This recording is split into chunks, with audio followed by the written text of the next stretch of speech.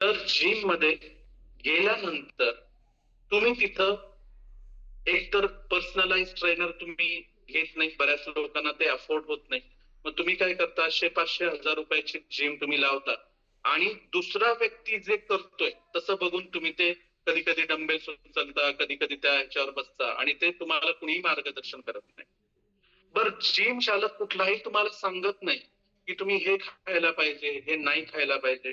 कुठलाही व्यक्ती तुम्हाला मार्गदर्शन करत नाही की कुठलं प्रोटीन घ्यायला पाहिजे किंवा कसा शेक घ्यायला पाहिजे, किती प्रमाणात तुमच्या शरीरामध्ये प्रोटीन, कार्बोहायड्रेट, विटॅमिन्स गेले पाहिजे. वेलनेस सेंटर मध्ये किंवा ह्या आरोग्य फॅमिलीमध्ये तुम्हाला एक कळतं की तुम्हाला जो मार्गदर्शक आहे तो मार्गदर्शक इथे गाईड करतो. आता मी तुम्हाला एक यातून एक छोटीशी गंमत सांगते.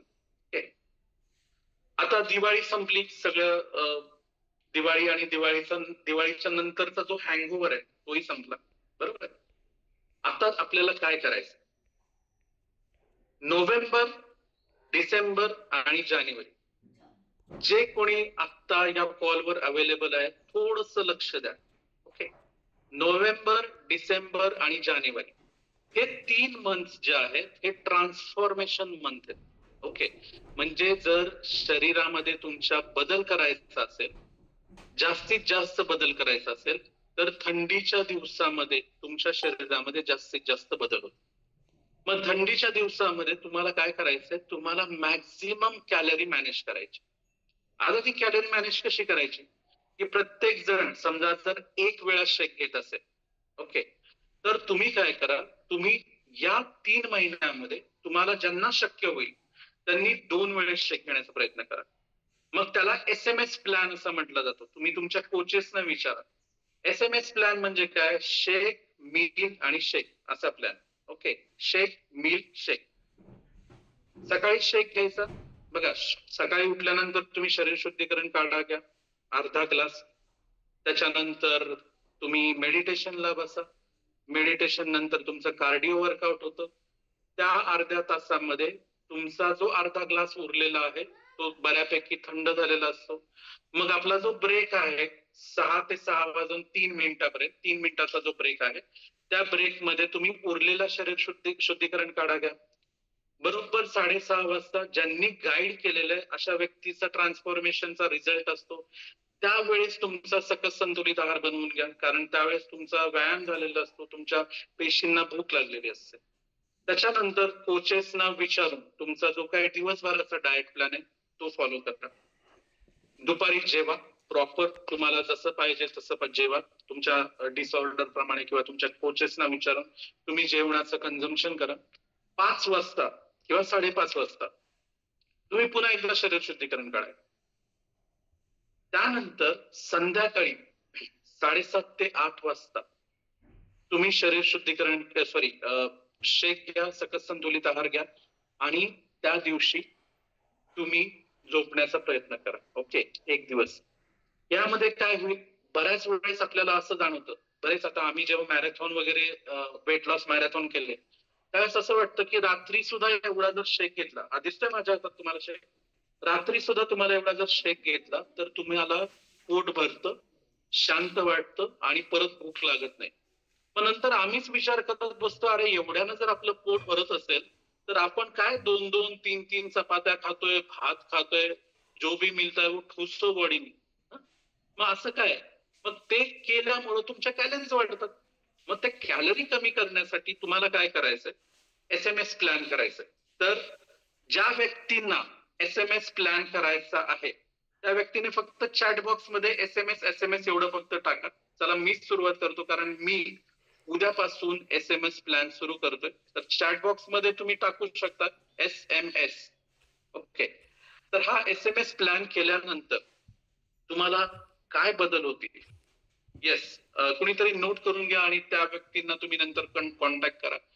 SMS प्लॅन केल्यामुळे तुम्हाला खूप छान असा बदल मिळेल.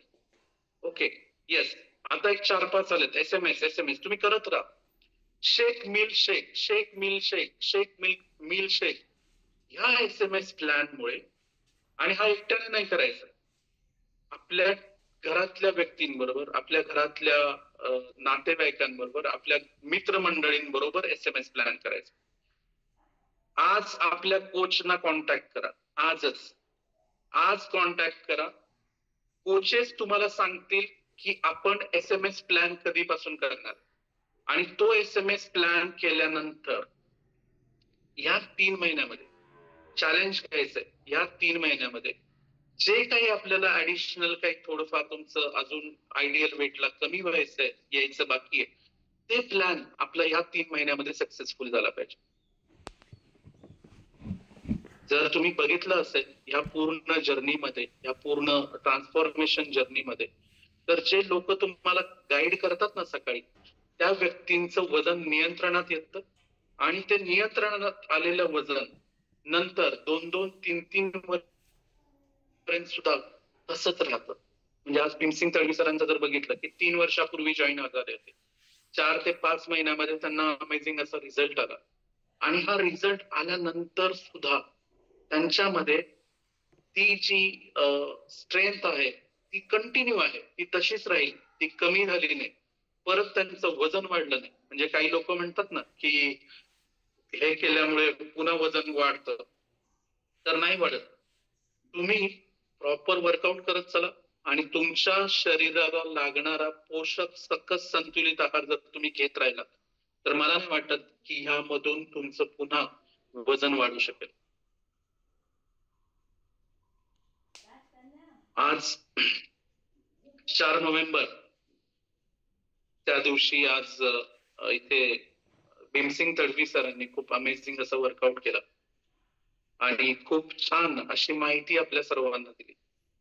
4 नोव्हेंबरला ह्या मॅडमनी सांगितलं की 2-3 महिन्यापूर्वी त्यांचे पती गेले आणि ही जी आरोग्य फॅमिली आहे त्यांना वाटलं की इथं जॉईन व्हावं, कारण महिला सन्मान योजना जी आहे या आरोग्य फॅमिलीची, तर त्यामध्ये महिलांना सन्मानित केलं जातं. ओके, त्यांची काळजी घेतली जाते, त्यांना त्यांचं जे काही डिसऑर्डर्स आहेत त्या बऱ्या करण्यासाठी, त्यातनं मार्ग काढण्यासाठी आम्ही मदत करतो. तर मी आज इन्व्हाइट करतो आपल्या आरोग्य फॅमिलीचे, गोल्डन फिटनेस फॅमिलीचे सर्व मार्गदर्शक, जागतिक आरोग्य सल्लागार श्रीकृष्ण बांगर सर यांना मी इन्व्हाइट करतो. ते तुम्हाला पुढचं 2 मिनिट मार्गदर्शन करतील, कारण बहुतेक ते प्रवासात आहेत, तर ते तुम्हाला 2 ते 5 मिनिटं मार्गदर्शन करतील आणि मग